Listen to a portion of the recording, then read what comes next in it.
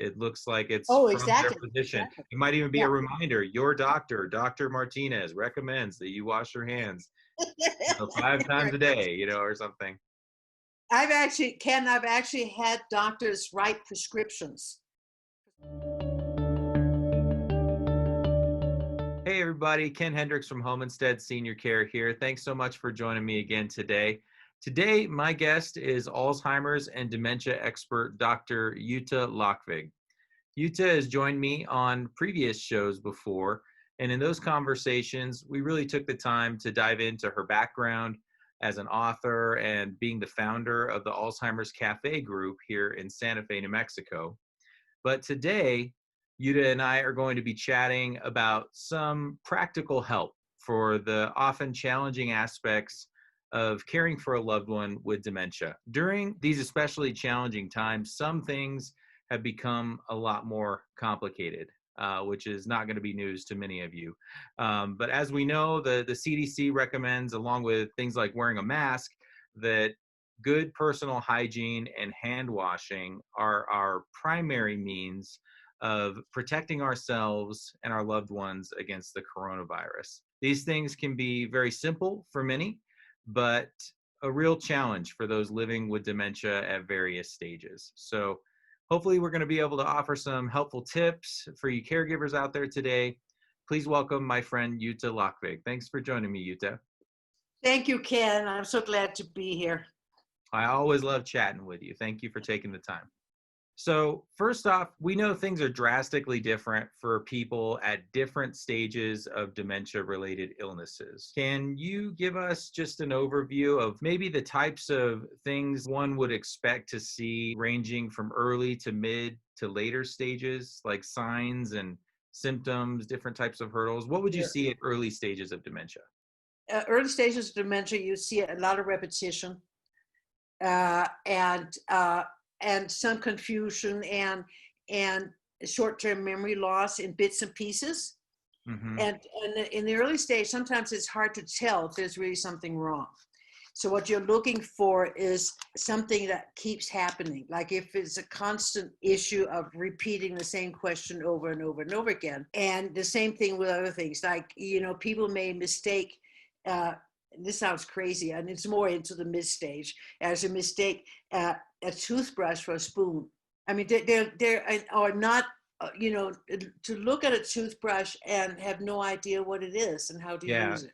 Confusion Those about the kinds of things. purpose of Right. simple objects that we use every day and things. Right, exactly. However, if you kind of teach yourself to be very patient in those situations and ignore it and not admonish your loved one for doing this, or say things that it's normal to say, "My mom, this is a toothbrush." I mean, God, Mhm. can't you see this is a toothbrush? Yeah. Well, it's just going to shut her down. She's going to feel defensive immediately, and she's going to feel that she failed, and you're not going to get anywhere. Yeah, because with early stages, like folks are actually pretty conscious of the fact that something is amiss, right?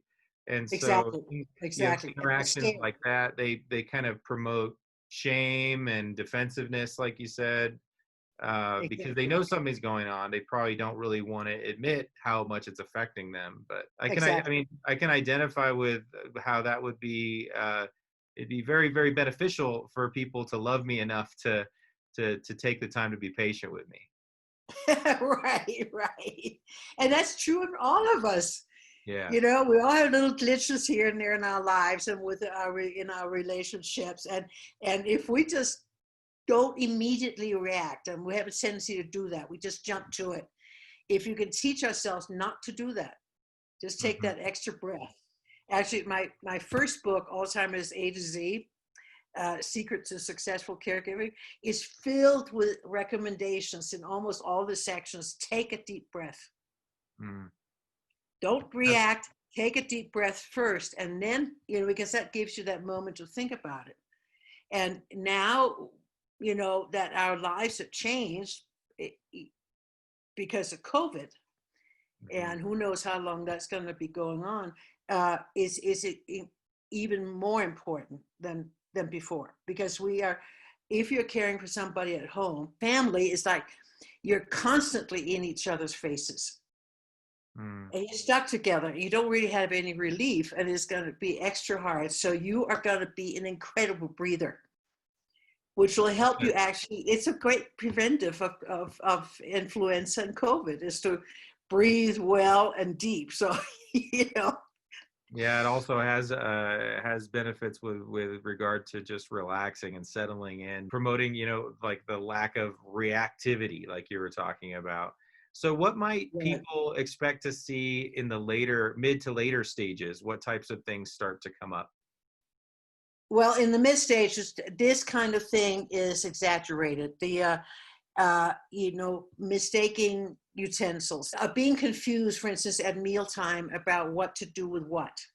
This is very common. Mhm. We have, if we're doing everything properly, we'll set a table with the knives and the forks and the spoons and the dessert spoon and all that kind of stuff. And that can be very confusing to a person in the mid stage and late stage too, of course. It only gets worse. And so I would like to see you start to simplify things.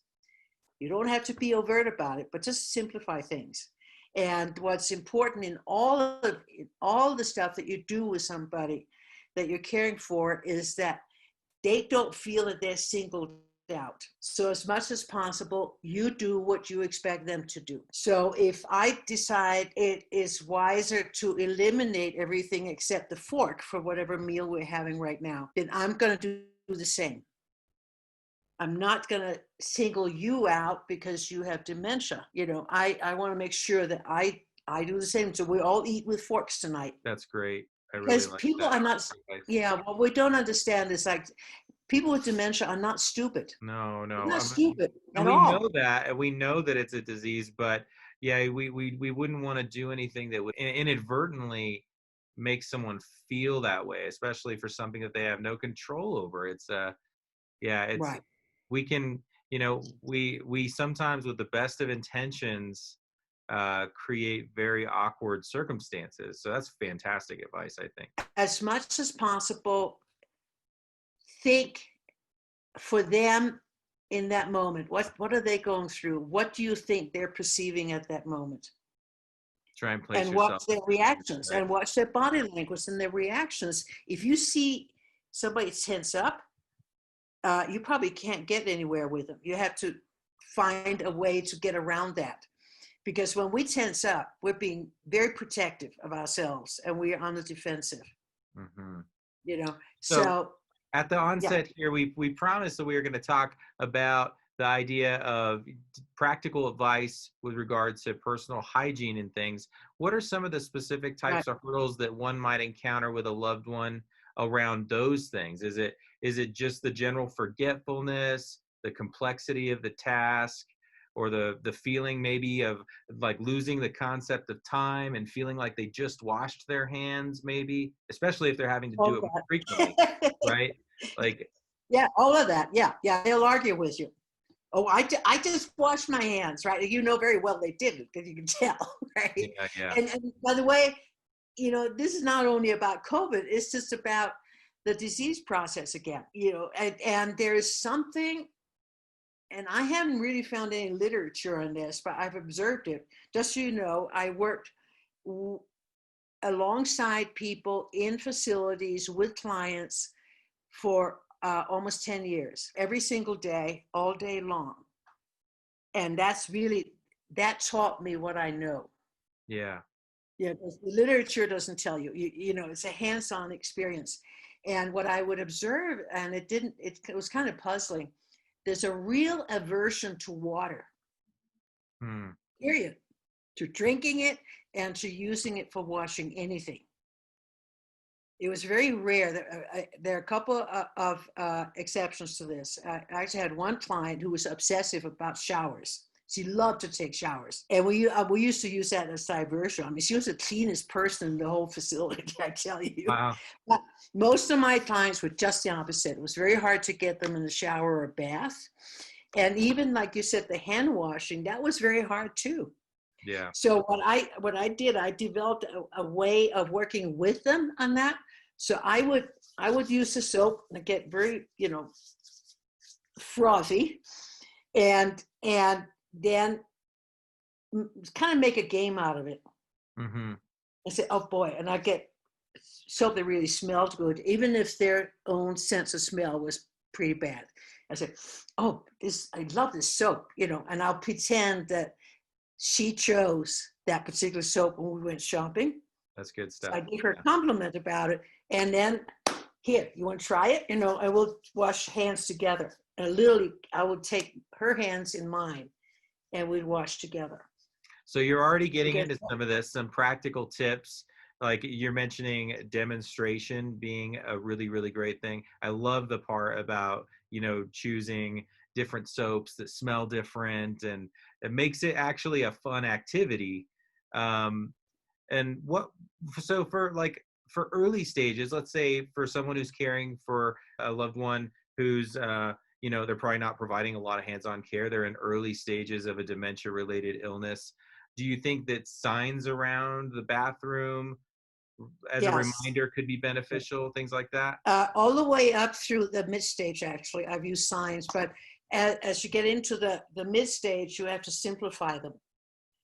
For instance, let's assume somebody's living at home. Yeah. And they may all of a sudden forget where the bathroom is, even if they've lived in that house for 20 years. And that blows us away as caregivers. It blows us away, but that's a reality. So what I do is I have to make sure that my signs are dignified and respectful. Mm-hmm. Because again, this all has to do with perception on their part. If I make childish signs, forget it. I mean, that's so offensive. So what I do is I do it on my computer, of course, and I blow it up. So like with bathroom, I would make a big bathroom in all caps and with an arrow. And I'm going down rabbit trails. I'm thinking so what if you have like a family that like sarcasm is part of their culture? Can you have a sign that just says, "Hey, wash your hands, dummy"? Oh yeah. I mean, in my family, that would have worked really well, by the way. But yes, they should be dignified and respectful. I mean, what right. you're saying about the making something that looks like it's made for like a kid or something like that. That wouldn't be. And what some people may need is like it looks like a doctor recommendation, right? Like it looks like it's from exactly. their physician. Exactly. It might even be a reminder. Your doctor, Dr. Martinez, recommends that you wash your hands 5 times a day, or something. I've actually had doctors write prescriptions for some of my clients for things like a shower on Fridays. That's good. Or in one case, more dancing. Nice. And because it has to be on their prescription pad with their name and everything, so that my client recognized it, and that worked beautifully. So I could say, when they objected, I said, well, I don't, let's check it out, and I'll show them. This is what our doctor prescribed. So, we have to do mention a little bit about the importance of like what importance would you give to routine around this to establish? Because I know a lot of people are experiencing a real break in their normal routines with all this COVID stuff. I mean, I know we're all adjusting to this new normal, day to day, but with routine and the stress that creates when it's broken, speak to that a little bit. Absolutely. I mean, with or without COVID, of course, but even more so now. But again, whatever you do, whatever you set up as a routine, it has to include you as well. So everything that you do in caregiving, you want to make sure that person doesn't feel like they're getting negative special treatment. Yeah. But you can, and I for a person, I'll back up a little bit. People can still read. This is amazing. And a lot of people don't believe it, but try it. Like even in the advanced stages where they've lost their speech, most everybody can still read simple things, like the bathroom sign, for instance, or whatever. And so I would write, if you have a problem with certain things, and And I would actually get a whiteboard and I would have a calendar for the day in big lettering. This is what we do now, but again, you have to include yourself. So it's a routine and a schedule for the whole family, for whoever is living in your household. I know something that you and I are both really passionate about during this season that we're all going through is just kind of, you know, paying attention to how we're doing and managing our intake of information that can produce stress and things like that. And so I was thinking that we could talk a bit about if somebody is noticing that their loved one is quite resistant to, upkeep of general hygiene practices, it might be stress related, right? Like, and how could we positively impact that type of dynamic? By validating for that person. So if you really sense that this is stress related, it's very different behavior from her normal behavior, you need to let her know that you're feeling stressed too. Hmm. So it's something that you're in together and we're going to work this one out and I'm there for you. You don't want her to feel that she's the only one who's going through this. And Yeah. it's a delicate dance. Caregiving is a delicate dance, especially with dementia. I'm thinking too, just even the recommendation, if you notice that your loved one may be experiencing stress, they're exhibiting physical characteristics that are telling you that, maybe just kind of ask, what type of environment are you creating day to day in the home? Because I know a lot of us want to stay informed, but it's probably not a good idea to have the news playing 24/7, with all of this information that we can only do so much with, right? We can only Right, hear right, right. astronomical numbers of people and infections and things like that People before we dying. turn it Yeah, off. And if someone, maybe even someone is in later stages, I'm thinking, and they're not they're not even verbal maybe at that point, but they can still hear all of those things and take it all in. And I'm sure it could produce a lot of stress. absolutely. Yeah, so no, you're right. No, you try to watch your news or whatever you need to do with the news privately as much as possible. And I would, in general, by the way, and this is not just during COVID, but in general, I suggest that you try to stay away from regular news because they are often, as you know, I mean, you get more attention with negative news. Yeah. Well, that's just the truth. So a little bit, because people want, if they want to feel part of the world out there, and you can tell, you just have to be very observant and keep track of, especially like body language. If you Absolutely. see any little sign of stress, then find something else. You made me think of something too with that comment you said that I'm going to have to link in the show notes. I'm not remembering his actual name right now, but the guy who played Jim on The Office, on that TV show, he has a YouTube show. I think it's called The Good News Show, and he just covers good stories, like encouraging, uplifting stories, and he does it like a fun news broadcast. I'm gonna have to share that. So John something or other, isn't it? probably you probably have it, but Yeah, I I don't know think if his it's John last name. I something. don't know if his last name is something or other, but No, something with a K. That's all I mean. John Kavanovich or something. I think you're right. But thank you so much for taking the time to chat with me this morning. I think it's a lot of great, helpful information for caregivers.